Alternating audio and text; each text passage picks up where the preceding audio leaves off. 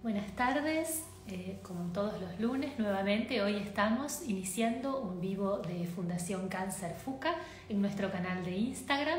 Iniciamos estos vivos y les vamos contando que todas las semanas realizamos estos encuentros para informar, para concientizar, para tomar contacto con nuestra comunidad y responder a sus preguntas sobre temas relacionados siempre, por supuesto, con el cáncer en particular y con salud en general. Y bueno, les voy dando la bienvenida a las personas que ya se están sumando. Hoy el tema que nos ocupa es el cáncer de cabeza y cuello, teniendo en cuenta que recientemente, el día 27 de julio, es el Día Mundial dedicado a la concientización sobre este tipo de cáncer. Así que bueno, les agradecemos a todos los que ya se están sumando. Les contamos que estos vivos quedan grabados en el feed de FUCA y que quedan grabados también en YouTube, así que se pueden ver en cualquier momento. De todas maneras, les agradezco por estar y también les pido, por favor, si alguien me puede contar si se escucha bien lo que yo les estoy contando. Y ya vamos a incorporar al doctor Agustín Falco, que es quien nos va a acompañar en la tarde de hoy. A ver si tenemos... no, parece que se cayó la invitación. A ver, vamos a invitarlo de nuevo. Falco, se escucha perfecto. Bueno, muchas gracias, Bagui, muchas gracias Liliana, gracias Carla que me están contestando. Ya se va a sumar el doctor Falco, aquí lo tenemos. Buenas tardes, ¿Qué tal, bienvenido. Gabriela? ¿Cómo estás? ¿Cómo va? Muy, muy bien, un gusto de que muchas gracias que estés nuevamente con nosotros en este vivo de FUCA. Ya somos unos cuantos y bueno, les contaba también a los que nos escuchan que estos vivos se guardan y se pueden escuchar no solo en vivo, sino también con posterioridad. Bueno, presentación, el doctor, para todos los que nos escuchan, el doctor Agustín Falco es oncólogo clínico, integra el staff médico del Instituto Alexander Fleming y se capacitó como oncólogo clínico también en el Instituto Alexander Fleming, contando con una beca de Fundación FUCA, y con esto les estoy contando parte del trabajo fundamental que realizamos en la Fundación, que es apoyar y sostener la capacitación médica en oncología. Así que bueno, dicho esto, el doctor Falco además es especialista en cáncer de cabeza y cuello. Me gustaría que me cuentes primero o que me des... Acá dicen que sos el mejor oncólogo y ser humano. Bueno, lo dice Ranieri. Eh, Muchas gracias. me Un encantaría, beso grande. Sí, me encantaría, lamentablemente no sé los nombres, creo que es Estela, me parece que debe ser Estela, Estela, pero bueno, y no, muchísimas gracias, muchas gracias por los mensajes, muchas gracias Gaby por la presentación y sobre todo lo que quiero es agradecer por la posibilidad de nuevamente, como vos decías, en el contexto de que estamos muy cercanos a, sí, era Estela, así que te mando un beso grande. En el contexto de que el 27 de julio, como vos decías, fue el Día Mundial de lucha contra este grupo de tumores, un grupo de tumores que yo siempre digo están un poco abandonados, ¿no? Digamos, todo el mundo escucha campañas de cáncer de mama, de cáncer de próstata, de cáncer de pulmón, y cabeza y cuello es un grupo de tumores que tienen una elevada incidencia, bien, en distintas partes del mundo, con diferente prevalencia. Latinoamérica es una zona de incidencia media alta, aunque quizás no tenemos la estadística que nos gustaría tener verdaderamente como otros países, como puede ser en Europa o Estados Unidos, pero es una zona de incidencia media alta, como les digo. Entonces, difundir esta patología, que se conozca, que, que la población sepa que es un grupo de tumores que existen, que hay que prestar atención, sin duda que ayudan en la tarea de todos, ¿no? Como siempre repetimos, todos los tumores se curan, siempre y cuando se encuentren a tiempo y se traten adecuadamente. Así que en ese proceso es fundamental esto. seguro. Bueno, muchísimas gracias entonces y me gustaría como empezar, no sé si definiendo o describiendo, porque cabeza y cuello son dos partes distintas del cuerpo y Sí, entonces sí. cómo es que se agrupan estos tipos de tumores. Sí, es un término que es un poco confuso, que incluso hasta muchos médicos que no están, digamos, inmersos en lo que es la patología, genera confusión. En el término tumores de cabeza y cuello va más allá de lo que es la distribución de cabeza y cuello en lo que respecta a la anatomía.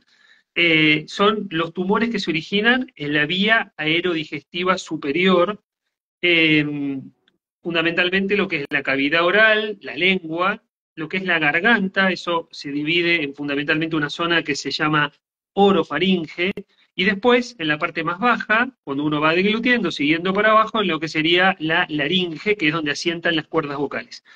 Digo que confunde un poquito el término porque en lo que en la zona de cabeza y cuello están, por ejemplo, anatómicamente hablando, los tumores cerebrales, y los tumores cerebrales no están dentro de este grupo, o por ejemplo los tumores de tiroides, que es una glándula que está en la parte anterior del cuello, y tampoco está estrictamente en este grupo. Entonces, es como que va más allá un poco de la clasificación anatómica. No todo lo que está en la cabeza y en el cuello tiene que ver con tumores de cabeza y cuello.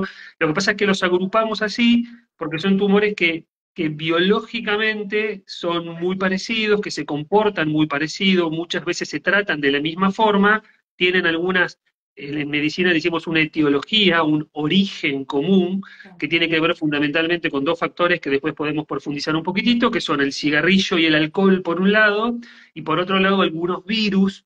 Quizás el más común y el que todos hablamos y conocemos es el virus papiloma humano o HPV, y por eso es que los agrupamos fundamentalmente de esta forma. Claro, claro.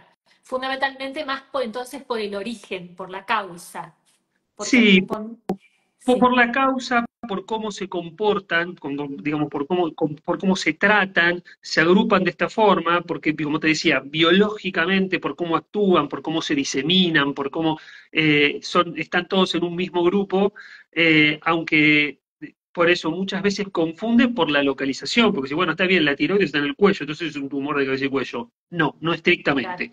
No en lo que nosotros utilizamos el término médico de tumores de Sí, cabeza y cuello. claro, exacto. ¿Y hay una edad específica en la cual es el riesgo aumentado? ¿Cómo es en general, digamos, el rango etario primordial o como Sí, principal de tus pacientes?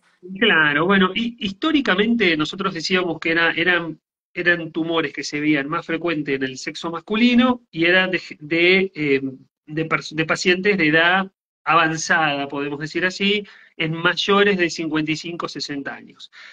Hoy eso cambió, digamos, y la distribución por sexos es más o menos la misma entre hombres y mujeres, sigue siendo un poco más alto en hombres, pero se equilibró mucho en los últimos 20, 30 años. Y ahora se ve en un grupo más joven de pacientes, quizás en una edad que ahora podemos decir está entre los 50 y los 60 años como más frecuencia, como mayor frecuencia de presentación. Y esto tiene que ver con un poco lo que te decía anteriormente, con la mayor incidencia, con el mayor número de casos de tumores vinculados a este virus particular, que es el virus del HPV, que es un virus que todos conocemos y que sobre todo las mujeres conocen más, porque de hace muchos años es, por ejemplo, el virus que uno busca los cambios que genera en el Papa Nicolau, en los exámenes ginecológicos, y que está vinculado a los tumores o al cáncer de cuello uterino. También se asocia a los tumores de una zona especial de este grupo de cabeza y cuello que se llama orofaringe, que para que todos se ubiquen, es la zona donde están las amígdalas. Bien, son tumores fundamentalmente de amígdalas y de una zona particular de la lengua. Esos tumores se ven en gente más joven, se ven en gente que no fuma o que fuma menos, y por eso es que está cambiando un poco, migrando estas características hacia eso que te contaba, de que cambia con respecto a la distribución por sexo y por edad. Sí. ¿Y se tiene algún dato porcentualmente cuánto representa este grupo de origen viral por el VPH? ¿Se Sí, sabe hay o no? datos. Nosotros siempre invitamos a que todos los centros tienen que tener su propia estadística porque la distribución es muy heterogénea. Nosotros en Fleming, digamos, Argentina es muy heterogénea en general, no es la misma la población que uno puede ver en Fleming a la que uno puede ver en un hospital público en el interior del país. La distribución de los tumores es distinta. En nuestro centro, aproximadamente el 70% de los tumores de orofaringe, o sea, de los tumores de esa zona de la garganta donde asientan las amígdalas, por decir así, donde están las amígdalas palatinas, el 70% son tumores vinculados a este virus, pero eso cambia respecto del país que se evalúe, cambia de las diferentes ubicaciones, incluso dentro de un mismo país, como les digo, porque tiene que ver con otros factores que tienen que ver con la distribución del tumor. Claro. Ahora, este problema debería tender a disminuir ahora con la vacunación obligatoria o con la vacunación más Exactamente. generalizada en los chicos más jóvenes. Exactamente. Lo que pasa es que eso está muy bien la aclaración con la obligatoriedad o con la introducción de la vacuna en el calendario oficial. Sin duda que eso va a bajar. Digo, va a bajar Claro, porque más adelante. exactamente, claro, exactamente de qué forma actúa la vacuna sobre los tumores de orofaringe no se sabe. No está tan claro como lo que sucede en el cuello uterino. Nosotros no tenemos lesiones preneoplásicas para ver esto. Eh, los primeros estudios muestran que sí, y después el otro dato es que no nos olvidemos de que primero se introdujo en el calendario de vacunación oficial para las mujeres, obviamente atacando el cuello uterino, pero bueno, también están estos tumores que están vinculados al HPV, entonces la aplicación en varones fue unos años posterior, Claro, entonces todo eso va a ser, por otro lado, es un efecto a largo plazo, no es un efecto que se va a ver de un año para otro, claro. toma un periodo de tiempo que estimamos que va a estar alrededor de la década, o sea, entre 10 y 15 años es el tiempo que estimamos para ver los resultados del menor número merced de utilizar la vacuna. Claro, o sea, falta, claro, va a ser un Falta resultado más a tiempo, mediano plazo, más absolutamente, adelante en el tiempo. absolutamente. Bueno, tema es fundamental. ¿Cuáles pueden ser los signos? O sea, ¿cómo llegan a vos los pacientes? ¿Cómo detectan estos tipos de cáncer? Lógico. A ver, como son tumores que están en zonas distintas, los signos y los síntomas que dan son distintos. Claro, Eh, Probablemente, si yo le tuviera que decir un síntoma que engloba un poquito a todo, es la presencia de un ganglio, o sea, de un bultito, de una adenopatía que uno palpa en el cuello. Lo que yo siempre aclaro a los pacientes cuando vienen al consultorio, a la gente que me consulta, es todos en algún momento de nuestra vida tenemos un ganglio aumentado en el cuello y eso no significa que vamos a tener un tumor o un cáncer de cabeza y claro, cuello. La gran mayoría de los ganglios aumentados de tamaño cervicales son benignos. El ir al odontólogo y que te toque o te haga una limpieza, o el cepillarse muy intensamente los dientes y lastimarse una encía, eso ya de por sí puede generar un ganglio que se palpe, sobre todo en gente que quizás es delgada y que se palpa muy fácil los ganglios en el cuello.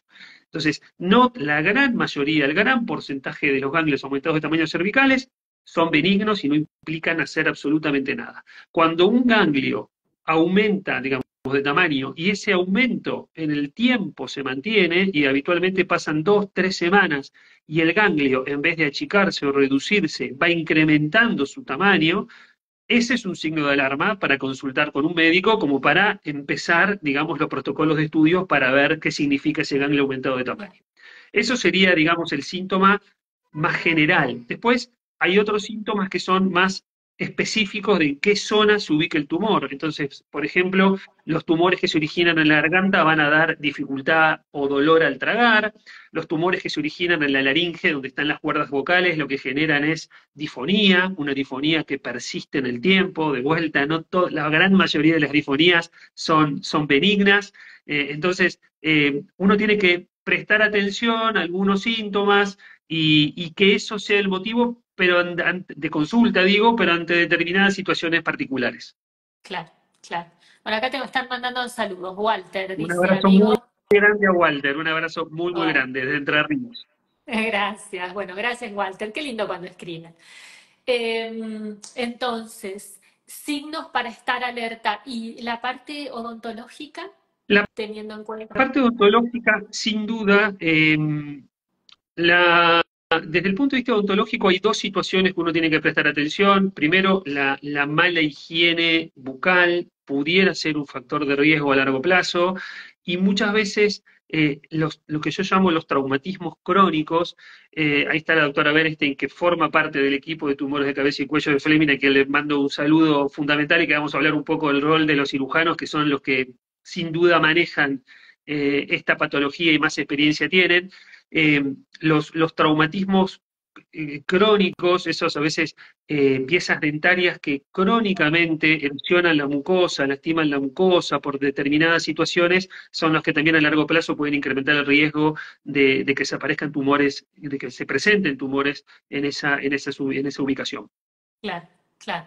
Está bien, entonces hablamos de detección temprana, porque claramente en este tipo de tumores no hay estos métodos, como decimos, de tamizaje, como decimos, hablábamos la semana pasada, prevención del cáncer de pulmón con tomografías de baja dosis o las mamografías, cuando hablamos de cáncer de mama, aquí no tenemos estudios para hacer en personas sanas y detectarlo precozmente. Siempre No, entiendo. no, tal cual, no hay. eh, no hay estudios como vos bien decís, Gaby, como puede ser la mamografía o como puede ser el PSA en el antígeno prostático en el cáncer de próstata o la colonoscopía en el cáncer de colon. Lo que a mí me parece y lo que se está demostrado que beneficia en estas situaciones es, por un lado, el difundir la patología y que la gente sepa que existen las patologías de esta zona del cuerpo, prestar atención a a los signos, a los síntomas, hacer la consulta precoz cuando hay que hacerla con criterio, como les digo, con determinadas situaciones. Y después lo que es interesante remarcar, y eso es importante que también, yo digo, estos son tumores. Por eso mencionaba la doctora Bernstein, que estaba presente saludando en el grupo, lo que es el equipo multidisciplinario. Acá, estos son el modelo, yo diría, dentro de la oncología, del modelo tumoral donde el trabajar en equipo es más importante y fundamental. Trabajar en equipo me refiero a el cirujano de cabeza y cuello, que como les digo es un poco el padre de esta patología, es el que más experiencia tiene y mejor revisan los pacientes. Los radioterapeutas, los oncólogos clínicos, los mismos clínicos, enfermeros especializados, nutricionistas, los odontólogos que hablábamos recién, son todos elementos que tienen que formar parte de este grupo para tratar mejor a los pacientes. Está bien estudiado, bien demostrado que cuando los pacientes se tratan en equipo, la chance curativa es más alta. Y eso implica centros de alta complejidad, centros donde se cuente con todos los elementos para tratar de la mejor forma a los pacientes. Y por eso te decía que los odontólogos es fundamental que formen parte de estas reuniones, de estas charlas, de estos eventos para difundir la patología. Muchas veces ellos hacen, en la Facultad de Odontología en Buenos Aires, hace campañas de detección precoz. La más conocida se llama Sacale la lengua al cáncer, donde lo que se hace fundamentalmente es hacer una, digamos, campaña masiva de examen físico de lo que es la cavidad oral. Eso, como les decía, no va a detectar todos los tumores de esta zona, pero sí detecta algunos que se pueden detectar precozmente y tratar precozmente con mejores resultados. Esa campaña es del Hospital de Clínicas, sería de la Facultad Esta campaña de es la UBA. la lleva a cabo la Facultad de Odontología. Mm. Hay campañas similares que hacen también en la ciudad de La Plata. Hay muchas ciudades, digamos, de las importantes, de las más grandes, que tienen campañas de este tipo y que obviamente están orientadas y que está demostrado que mejora la chance de poder encontrar la patología de una forma más precoz, menos Claro. avanzada, para poder tratarla más eficazmente. Claro. Bueno, y cuando hablamos también en el sentido de prevención, importante mencionar factores de riesgo, porque decías, bueno, lesiones que no se curan, o sea, el cuidado que tenemos que tener nosotros de nuestro cuerpo para evitar que ciertos problemas deriven en algo más serio, ¿verdad? Sí, ¿Hay alguna sí. recomendación más? Seguro que sí. Obvio. Bueno, a ver, las recomendaciones un poco lo fuimos hablando. Probablemente la medida de salud que uno debería recomendar a la población no fumar es una obviedad. El Fumar, cigarrillo no solamente aumenta el riesgo de cáncer de pulmón, sino aumenta el riesgo de sí. todos estos tumores, o por lo menos la gran mayoría de esta zona de tumores de cabeza y cuello. Evitar al mínimo el consumo de alcohol, como hablábamos anteriormente, digamos, en la población adecuada, promover la vacunación, en este caso contra el virus del HPV. El virus de HPV es un virus de transmisión sexual, entonces también lo que implica la educación sexual, fundamentalmente en las poblaciones de riesgo y dirigido a adolescentes, también colabora en la prevención del desarrollo de estos tumores. Eh, Tiene que ver fundamentalmente con eso la prevención en esta patología. Seguro. Sí, tabaquismo y consumo de alcohol parece obvio para nosotros, pero para mí nunca está de más Nunca está de más nombrarlo. Hay recordarlo. que recordarlo.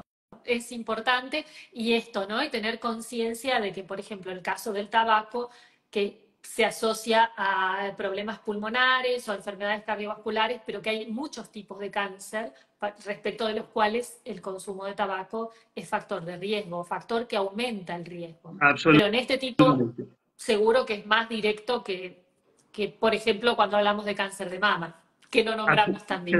Claro, claro, totalmente. Claro, Hay, digamos, en muchos modelos tumorales, la acción que puede tener el cigarrillo es mucho más indirecta, podemos decir claro. así, o no tan marcada.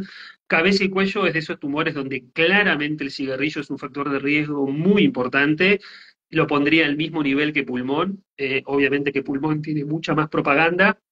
Por eso remarco la importancia de difundir esta patología y aprovecho para mandarle un saludo a la doctora Vallejos desde Goya, que está unida al grupo. Bueno, y yo aprovecho para mandarle un saludo y una convocatoria, porque hace rato que le estoy convocando para participar en algún vivo y se me A la escapa. doctora Vallejos, bueno, le vamos a hacer un poco de Está presión vía virtual, no te preocupes. acá, públicamente, Únicamente Graciela, la estamos invitando.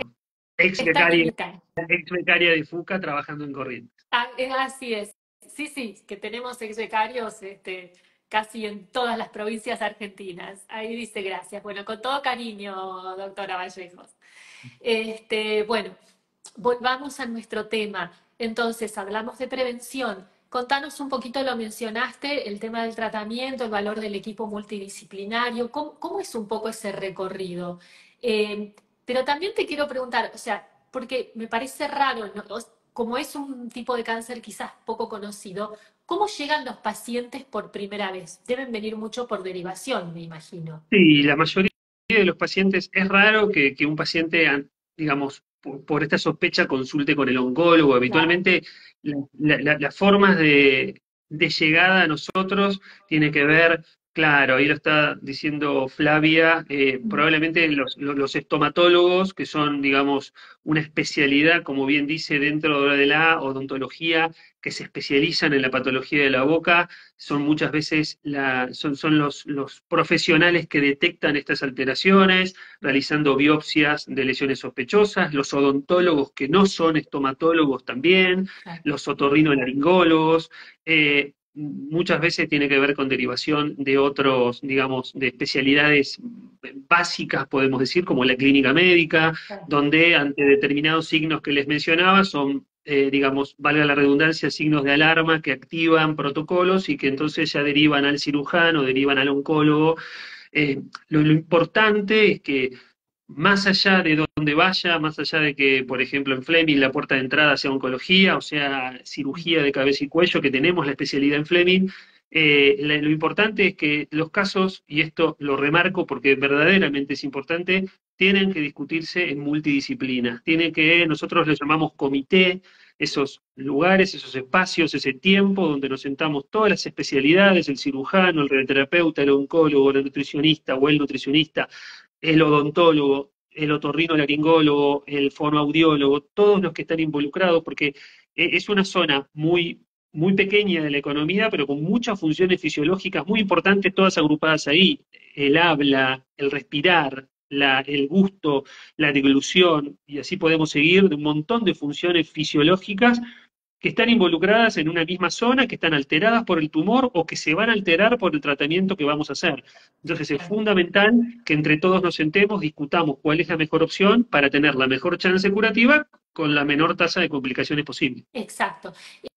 Tengo entendido que, no sé si es correcto, que intervienen también fisioterapeutas. Sí, el fisioterapeuta también forma parte, quizás no es, no podemos decir que, no, que es la primera línea en lo que es lo involucrado, pero sí juega un rol. Eh, Me parece digamos, dentro de los pilares fundamentales está en lo que es el tratamiento, sería cirujanos, oncólogos, radioterapeutas, y después juegan un rol fundamental los nutricionistas, juegan un rol fundamental los odontólogos, juegan un rol fundamental los fonoaudiólogos. Pero en nuestro caso, por ejemplo, tenemos patólogos, y le mandamos un saludo a la doctora García, a la doctora Coliva, que son patólogos de Fleming que se especializan en cabeza y cuello y que hacen un trabajo espectacular y que nos hacen mucho más simple nuestra tarea cuando tenemos casos complicados que no están exactamente, o a veces viene con dudas de informes de afuera y nos aclaran el panorama para poder hacer el mejor tratamiento posible. Claro, claro. Sí, sí, también destacar el hecho de que a lo largo de todos estos vivos que vamos haciendo durante el año sobre tipos de cáncer muy específicos, como este caso, que es de tipos de cáncer no de los más De comunes, los más que comunes. hablamos con profesionales, como es tu caso, que son, digamos, como súper especializados en determinado tipo de cáncer, como ya muy focalizados y que por supuesto tienen una experiencia mucho más profunda que quizás desde otros centros que se tratan distintos tipos de cáncer, ¿no? Que se tratan de otra manera. De hecho, que se trabaje mucho en derivación también. Claro, Eh, claro. tema, y los tratamientos, más los tratamientos de medicamentos, ¿hay novedades? ¿Hay estudios clínicos? ¿Algún tema que te parezca interesante también mencionar sobre este aspecto? Sí, sí. Digamos, siempre hay muchos avances en toda la oncología, cabeza y cuello no escapa. Probablemente lo más interesante que tenemos en los tratamientos médicos en el último tiempo, en los últimos años, tiene que ver con la inmunoterapia, que probablemente muchos vivos han hablado de inmunoterapia, que es un tipo de tratamiento que lo que hace es básicamente reeducar al sistema inmune del paciente para que el propio sistema inmune sea capaz de eliminar el tumor y que juega un rol fundamental en diferentes modelos tumorales, en cáncer de pulmón, en melanoma, en cáncer de riñón. Bueno, cabeza y cuello es otra de las patologías donde la inmunoterapia juega un rol muy importante y que viene un poco a revolucionar el tratamiento. La inmunoterapia igual se usa en un contexto de pacientes ya con enfermedad más avanzada. Cuando la enfermedad es más localizada, los tratamientos con los que contamos son la cirugía, pilar del tratamiento, vuelvo a remarcarlo, la radioterapia, que es otra forma de poder garantizar o de buscar la mejor chance de curación para estos pacientes. Eh, y después lo que es la quimioterapia convencional, podemos decir, la quimioterapia citotóxica convencional, que también juega un rol para otros pacientes. Son todas las herramientas, se pueden aplicar en diferentes momentos, se pueden aplicar en diferentes puntos de la evolución, y todos van, ¿no es cierto?, buscando la mejor chance de respuesta y la mejor probabilidad de sobrevida para los pacientes. Exacto. ¿Y algún tipos de estudios clínicos? ¿Se manejan estudios Sí, clínicos en este sí, momento? también. Es una buena pregunta que me decías antes también. Hay ensayos clínicos, en Fleming tenemos ensayos clínicos, no somos el único centro, obviamente en Capital Federal, en otras ciudades del interior del país también hay disponibles. Lamentablemente, en Latinoamérica en general no llegan tantos ensayos clínicos como otras patologías, entonces, por ejemplo, en cáncer de pulmón o cáncer de mama hay mucha más, pero también tiene que ver con la prevalencia. Claro, Cabeza y cuello siempre tenemos ensayos clínicos. Lamentablemente, el ensayo clínico no es para todos los pacientes, siempre es para un grupo de pacientes y el paciente tiene que cumplir las características para entrar en ese ensayo clínico, pero siempre tenemos alguno activo y estamos todo el tiempo buscando y nos están invitando como para poder tratar de estar siempre, digamos, lo más adelante posible en los futuros tratamientos. claro, y siempre tratamos de remarcar las ventajas de que si uno reúne los criterios de inclusión, o sea, si califica para entrar en un estudio clínico, tiene muchas ventajas con respecto a un tratamiento habitual, ¿verdad? Absolutamente. Siempre remarco que los ensayos clínicos, a veces eso pasa mucho en Latinoamérica contra lo que pasa en Europa o Estados Unidos, que muchos pacientes entran al consultorio preguntando o pidiendo ensayos clínicos. quizás en Latinoamérica eso no pasa y el concepto es, bueno, no, están investigando conmigo, o voy a ser un conejito de indias de lo que están estudiando. No tiene que ver con eso, son drogas que ya están probadas, ya están testeadas y a veces se necesita un estudio de mayor tamaño como para tener la aprobación, digamos, regulatoria en un país y esos son los ensayos clínicos más interesantes y esos son los que estamos buscando participar y es lo que y siempre invitamos y promovemos cuando creemos que un paciente cumple las condiciones. Como vos decías, no todos los ensayos clínicos son para todos los pacientes, tienen que cumplir esos criterios de inclusión. Cuando nosotros vemos que un paciente puede cumplirlo, siempre es lo que promovemos para que puedan participar. Claro, sí, sí, sí, y también resaltar las ventajas de que van a tener un control mucho más estricto y bueno, varias Sí, ventajas, digamos, en cuanto sí, no, digamos, al no tratamiento en solamente, sí.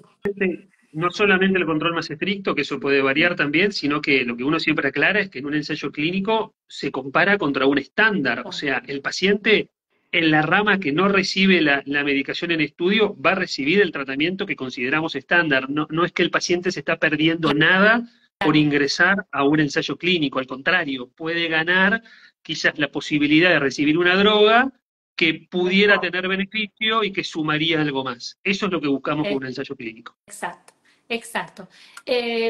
Bueno, a ver, estoy pensando si nos queda algún tema, si querés mencionar algún tema adicional para resaltar.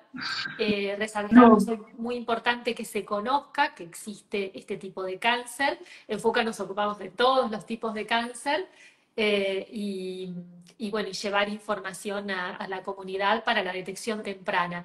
Pensando en la posibilidad de la detección temprana, ¿se puede hablar de curación de estos tipos de cáncer? sí, ¿Hay pacientes que se sí, curan? sí, sí, obvio, no, no. No solamente hay pacientes que se curan, sino que la mayoría de los pacientes se curan.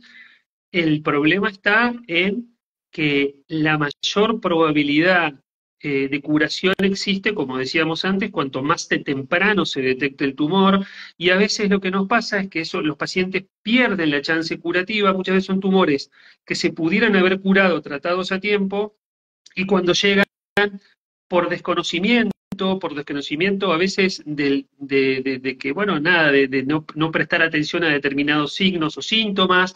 A veces, obviamente, la mayoría de las veces no tiene que ver el paciente, que no tiene por qué saberlo, sino a veces por el equipo médico que lo trata o lo que sea, hace que se demore la consulta en un centro que tiene la capacidad de tratar adecuadamente a los pacientes y eso hace que la chance curativa se reduzca. Pero bueno, por eso te decía al principio de esta charla la importancia de que estas cosas se repitan, de que esto se difunda, de que hablar de cáncer de mama es espectacular y suma, hablar de cáncer de pulmón es espectacular y suma, pero no son, hay otros Claro. tumores y en eso felicitaciones a FUCA, que ustedes obviamente están en todos los modelos tumorales, están en un lugar como Fleming y están muy metidos en el tema y difundir esto es fundamental, Claro. justamente para esos tumores que no tienen tanta difusión per se como sucede con otros modelos tumorales. Así que me parece que eso es fundamental y colabora muchísimo.